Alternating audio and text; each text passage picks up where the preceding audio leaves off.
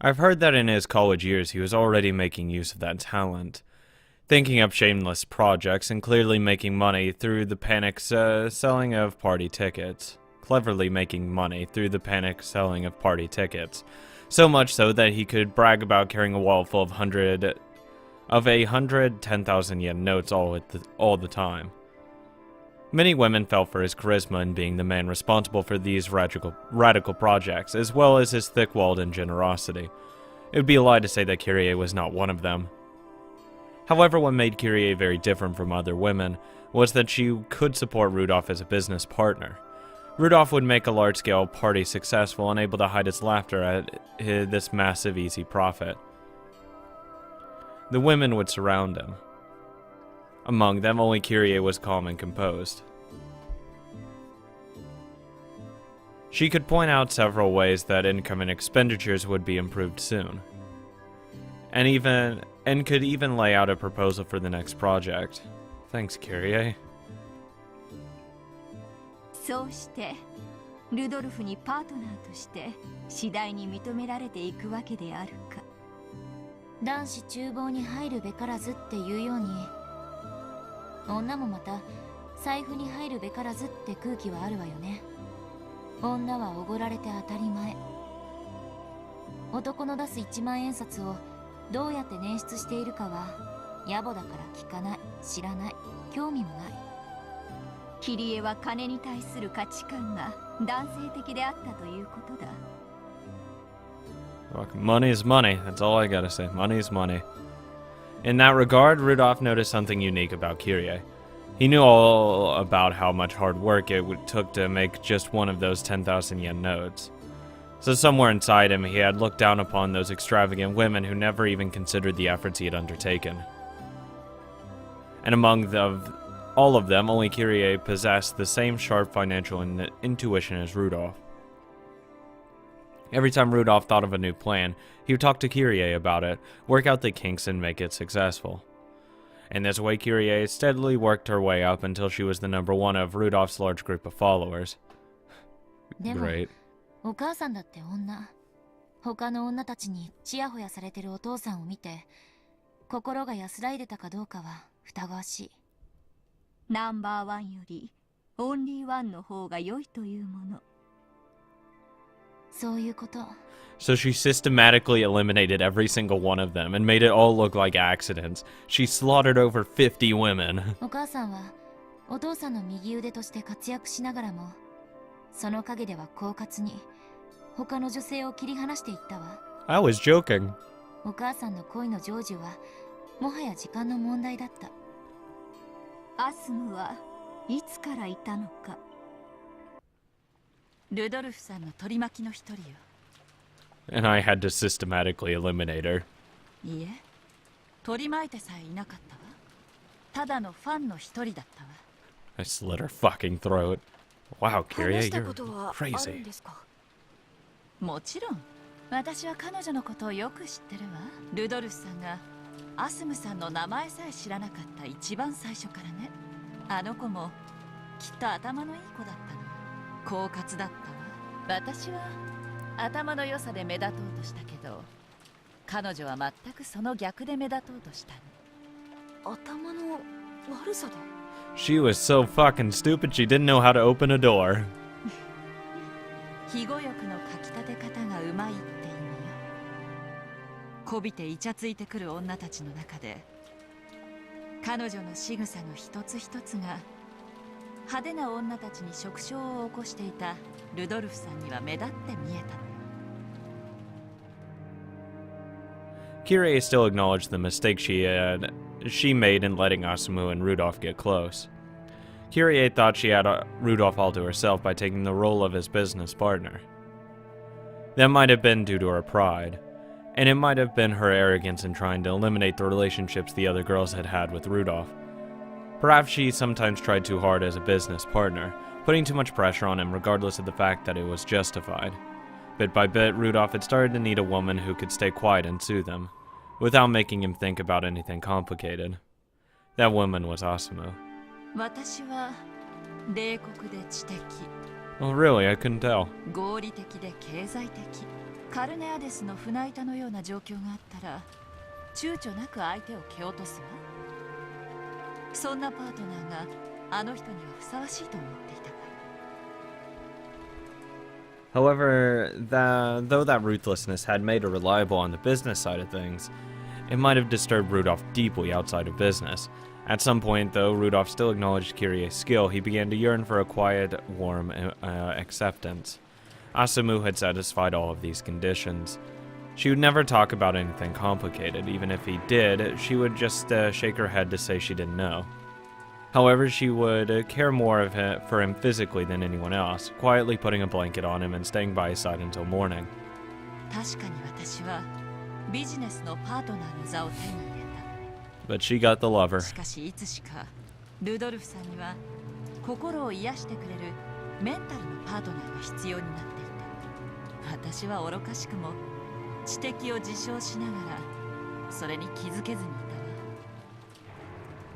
それでルドルフおじさんはアスムおばさんと結婚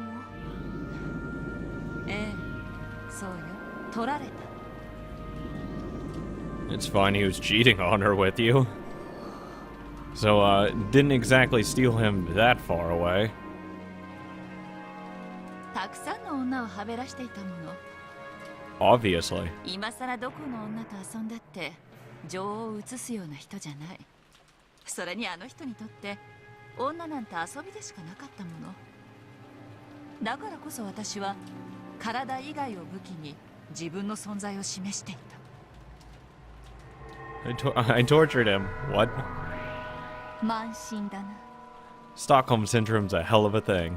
女として。間もなく2人は解任するわ。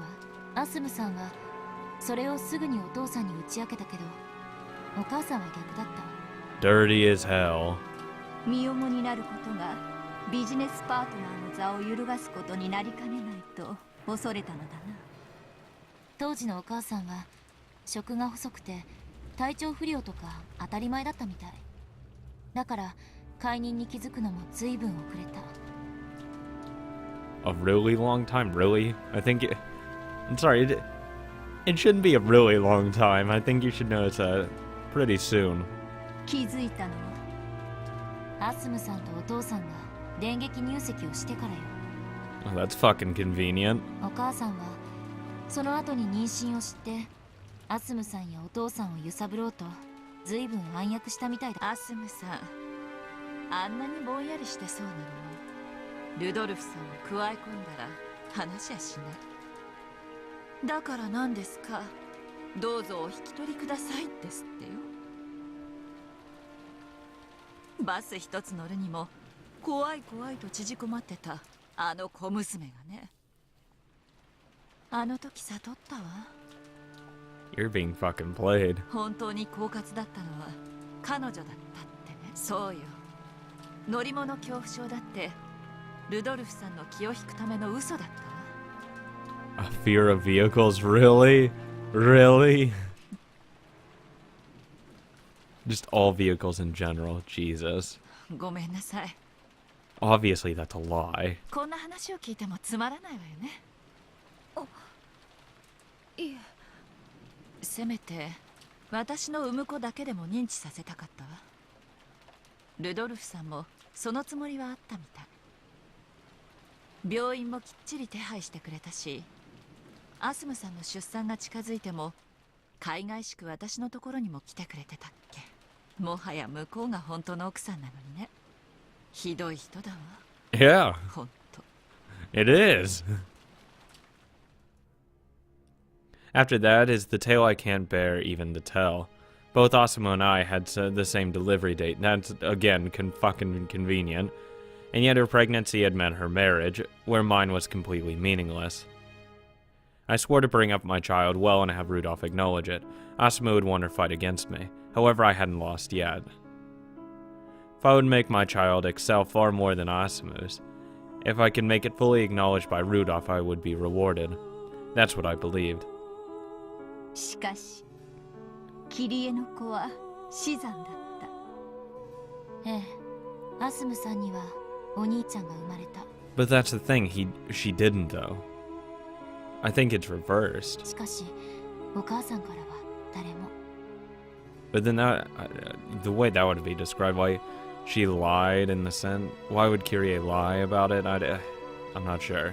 お母さんのせめて第二夫人の座に残りたいという最後の希望は絶たれた。 Kyrie had fallen from his partner to his second wife, and then unable to give birth to the bond of a child, she tumbled down to become merely his mistress. I can't imagine how much she must have hated Asumu and that kid Battler. そんなのをお首にも出さず、お母さんはお兄ちゃんとも親しげに接してたわ。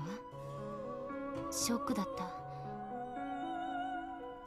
あの優しいお母さんがお兄ちゃんにそんな負の感情を持っていて、それを隠しおおせてたなんて。憎かったであろうな、バトラーは。でしょうね。もし死産がアスムさんで、お母さんの方がお兄ちゃんを出産していたなら、何か歴史は変わっていたかもしれない。もしもそうだったなら、アスムさんと離婚させて自分と再婚するようなシナリオを描きたいと思ってたみたい。それも随想録にか。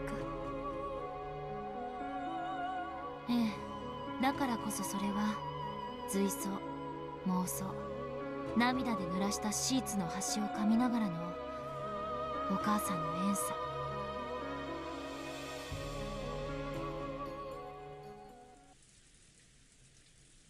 後悔は一点だけ。解任ですか。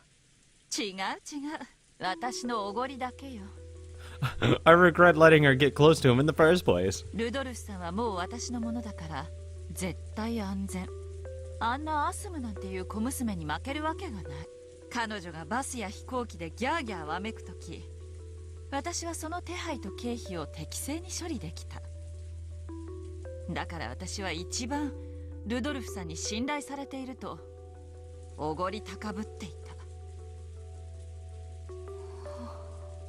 恋って育むって言うでしょ。はい。間違ってないわ。二人で水をやり世話をして育む、そして最後に結実するのが愛という実なの。知ってる？結実して終わりじゃないのよ。愛を収穫しなきゃ恋は成就したことにならないの。収穫って？それはジェシカちゃんが考えなさい。実らせても収穫しなきゃ傷んで腐ることもある。虫がたかることだってもちろんあるわ。いいえ、それどころか盗っ人が現れてもぎ取っていってしまうことさえもね。ジェシカちゃんたち若い子の恋愛観は育むところで終わってる。それは甘いわ。愛を収穫しなきゃ恋は報われない。愛を収穫。それは一見愛し合う二人きりだけの問題に見えて、そんなことはないの？だからいつ収穫しても自由なんていう先延ばしは盗っ人に機会を与えるだけ。苦労して育てた実が翌朝にもぎ取られてなくなっていたら、昨日のうちに面倒くさがらずに収穫しておけばよかったと後悔するはずよ。辛いわよ、その後悔は。地獄を這うわよ。私はこう思う。その地獄が18年で終わったから。Only. だから私は自分を間違えない。あの人は私のもの。もう逃がさない。手放さない。 God forbid he tries to sleep around on you. そして主に感謝する。I think you'd actually kill him at this rate. その機会を与えてくれて、絶対にあの人を諦めないという絶対の意志に奇跡が応えてくれた。 Oh, hey, Lambda Delta, how's it going? I didn't see you there. By now, Jessica was speechless and didn't even nod her head in understanding. This true form of love that Kyrie was telling her about was far, far more harsh than anything she had imagined. 今の私はルドルフさんを私のところにつなぎ止めるためなら Yeah, she'd kill someone. She'd absolutely kill someone. そしてルドルフさんの敵には一切容赦しない Don't doubt it. あの人が望むならば私は人殺しさえも躊躇しないかもしれない I don't think you would. 18年目にしてようやくその決意を持ったからこそ絶対の意志が奇跡を私にもたらしてくれたんだわ奇跡はねそれを自ら成し遂げられる者のところにしか現れない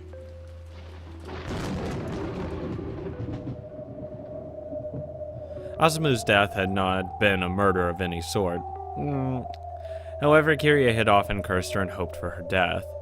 And finally, on the 18th year, she had built up the determination to kill her with her own hands. And then she actually got herself a knife to do the deed with. That was when the miracle had occurred. アスムおばさんが亡くなったことが奇跡 It's a little twisted. 違うわそんなの全然奇跡じゃない No, it's a miracle I didn't have to kill her. だって彼女が死ななければ私が殺していたもん There you go, I was right. つまり彼女は必ず死ぬ運命だった奇跡なのは彼女が死んだにもかかわらず私が自らの手を汚さずに済んだこの一点に尽きるのよ This is where I turn around and just leave. Fuck that. You're crazy. Until now, Kirie had never shown Jessica. No, she had never even shown Rudolph that glint in the deepest depths of her eyes. It told plainly and clearly that romance and love are not the sweet and fluffy candies that young girls imagine them to be. Jessica was overwhelmed by that pressure and stunned silent.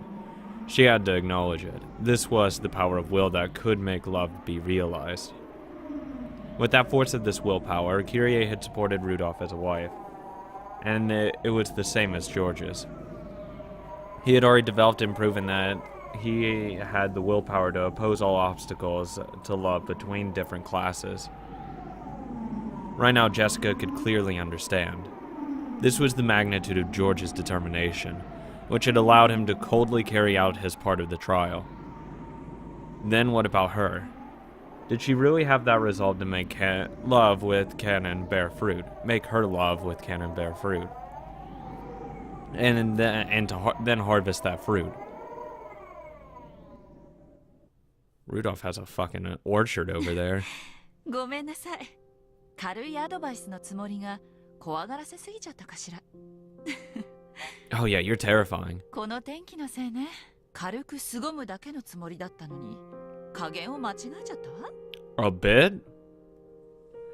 Kirie let out a relaxed smile rise to her face. The tense atmosphere finally slackened. However, her words had been gouged into Jessica's heart. No shit! ジェシカちゃんの恋がどんなものかはわからないけれど I don't think it's made her want to pick up a knife and stab a girl after 18 years of him having a child with her. Or at least I don't believe he had a child with her. And that it was actually born. Because it was already stated in red that he's not the child of Asumu. So he has to be the child of Kirie. It wouldn't make sense otherwise. ライバルがいてお互いが譲れない状況ならばなおのことのんびりなんかしてられないじゃないと私みたいになっちゃうわよ And want to stab someone. 女は恋のために人生で一度殺意を持つべきよ世界中で母を名乗るすべての女がそうだったと断言できるわだってそうじゃない女は他の女に食い殺されて生涯を嫉妬と後悔の地獄で這い続けるのだから This is absolutely terrifying. 私はその地獄に18年いた私は幸運よたった18年で恩赦になれたあの地獄には今も大勢の女たちがいて死ぬまで出られないの後悔する自分を自らの手で処刑しない限りね You're absolutely scarring Jessica at this point. なんていうか言葉もないですエールを送るつもりだったのに私ったら脅しすぎたわ本当にごめんなさい。恋愛なんてもっともっと気楽でいいのよ。恋愛なんて本当に火遊び。誰でも簡単に気軽に遊べちゃう。そして間違えて大やけどした時、その傷が生涯残るんだけどね。Yeah, all fun's right there. Huh? Regrets and love will never fade. That was all that Kyrie had been trying to communicate. It wasn't like Kyrie to tell her life story, which she usually avoided, instead of just saying it directly. However, Kyrie might have felt as though Jessica deserved to hear. Jessica had timidly brought up the subject of love. Perhaps Kyrie had opened up and told everything because she had seen the fires of Jessica's determination in her eyes. じゃあ、私はそろそろ戻るわね。今の話、私たちだけの内緒よ。With a mysterious smile on her face, Kyrie turned around. Stab her in the 脅しすぎ throat. ちゃったかしら。でも、脅されて知る地獄の方が100倍いい。そこに落ちた時は、もう手遅れなのだから。頑張ってね、ジェシカちゃん。ややこしそうな恋だけど、負けないでね。たまには人生の先輩らしく振る舞えたかしら。ん？何？ジェシカちゃん。Oh my god! Huh? A windstorm grazed Kyrie's head. That's terrifying. What? It had been a hair's breadth away. If Kyrie hadn't twisted her body slightly, the fist would have probably buried in her head or in her face by now. A bitter smile rose to Jessica's face when she saw that her fist strike had failed to land a kill. 言っとくけど、卑怯者だから不意打ちをしたわけじゃねえんだぜ。わけのわからないうちに一撃で、痛みさえ理解できないうちに終わらせようとしたのに。I shouldn't have told this story. Oh shit. 言ったでしょ？嫉妬の地獄で生きてきたって。刺されそうになったことの2度や3度あるんだから。わかるのよ。不意打ちの直前の雰囲気が。気配で分かったとでも？それプラス一番最初の嘘かしら。嘘？だってゲストハウスから来てジェシカちゃんの部屋で本を取って帰ろうとしたら、あなたがその嘘をつく必要性についてチェス盤理論で想定した7つのケースの中で最悪のものがこれだったわ。Telling a hasty lie to Kyrie would only put her on her guard. If Jessica hadn't told that lie, her surprise attack would have succeeded. やるね。さすがキリエおばさんだぜ。どうして？あなたは最初から私を殺すつもりだったNot わ。really, but you know what? Sure. 誰でもよかった。最悪だわ。キリエおばさんの話のおかげで吹っ切れた。感謝するぜ。Yeah, you kind of just pushed her over the edge.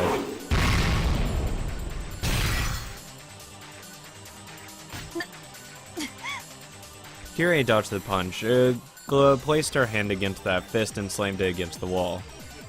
Normally, Jessica would have hurt her hand on the wall and rolled around clutching at it in pain.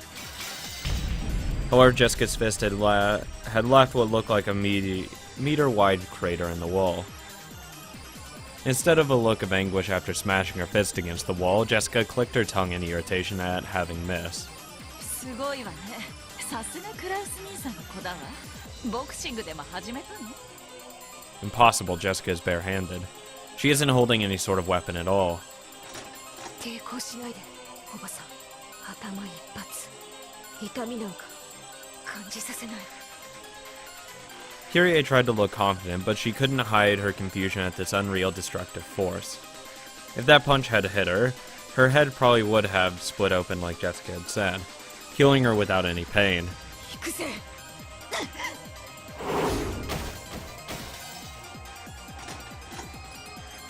If Kyrie's kick off the ground and led left backward had been an instant slower, her gut would have been pulverized, though she had avoided it by a hair. Jessica's left body blow was followed by a terrible tornado-like gust of wind which blew Kyrie back. You wish. This Jessica looked like the normal Jessica, but something was different. It wasn't human and common sense didn't apply to it. This is probably some kind of nightmare. Kyrie slowly stood up. Then she looked at Jessica and noticed the several meters between them, and realized just how far that blast of wind had sent her flying. 恨んでくれていいぜ。でも私もキリエおばさんが言うように弾けないんだ。私も自分の声中途半端には終わらせられねえんだ。あなたは何を言ってるの？ねえ、何を言ってるの？何なのよ、これは一体。誰か教えて！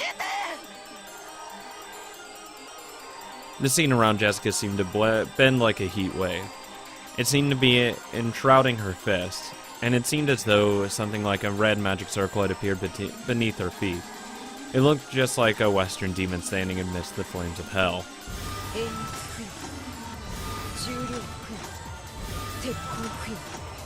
I'm not wearing armor, you don't need that part. Each time Jessica muttered, her fists were surrounded by a pulsating, sinister red light. She's buffing up. You're done. Those fists, which were even smoking, surely represented the iron hammers of hell wielded by demons. Yeah, bye. Running. Kyrie dashed away with lightning speed. Right now, that was her best option. Fortunately, she was smart enough to realize that pinching her cheek wasn't the best way to wake up from this nightmare. Jump out a window.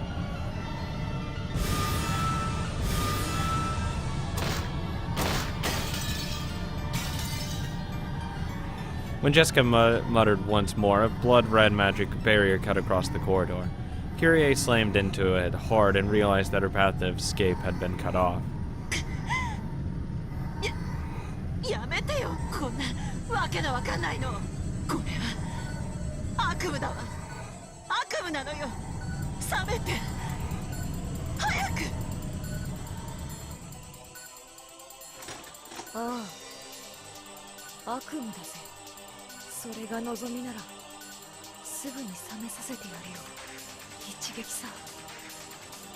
動かないで。 Wielding her flames, Jessica slowly stepped forward towards her. Each time her foot lifted off the floor, a boiling steam hung around her footprint. That was a true nightmare. Kyrie clutched her head in her hand, shaking it over and over again.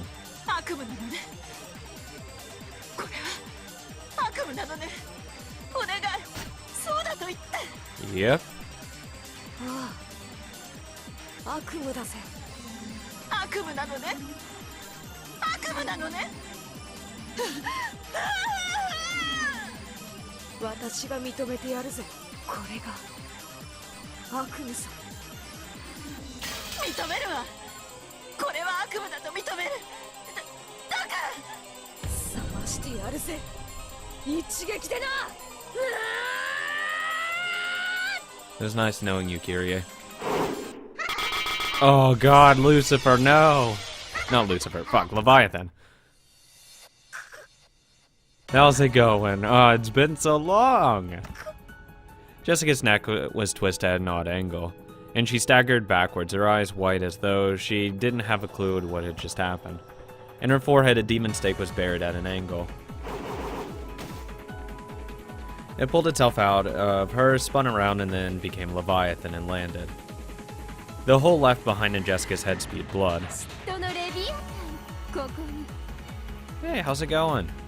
悪夢の中だっていうなら、私の悪夢に出てくる友人がいてもいいわね。嫉妬の地獄の友人よ。危機一髪だったわ。ありがとう。感謝は早いわ。こいつ耐えてる。